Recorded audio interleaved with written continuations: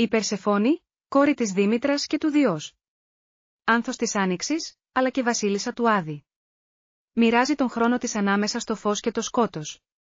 Δεν γεννά, μα ενσαρκώνει τον κύκλο, θάνατος και αναγέννηση, φθορά και άνθηση. Και όταν ο Ηρακλής κατήλθε στον Άδη για να φέρει τον Κέρβερο, δεν βρήκε εμπόδιο στην Περσεφόνη.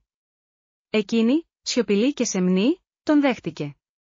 Του άνοιξε τον δρόμο, σεβάστηκε τη δύναμη του, την τόλμη του. Ίσως είδε σε εκείνον την ίδια τη δυνατότητα να υπερβεί κανείς τον θάνατο. Κι όμως, ο Ηρακλής δεν ξεκίνησε μόνος. Τον γέννησε η Αλκμήνη, θνητή, σεμνή, σιωπηλή. Μήτρα του ήρωα. Εκείνη δεν φώναξε. Υπέμεινε θεϊκό σπέρμα, βάρος και πόνο. Και από το σώμα της γεννήθηκε η υπέρβαση. Η Περσεφόνη είναι το πέρασμα. Η Αλκμήνη, η πύλη. Ο Ηρακλής, ο φορέας. 3 μορφές, 3 στάδια. Μητέρα, βασίλισσα, ήρωας. Χώμα, σπόρος και καρπός.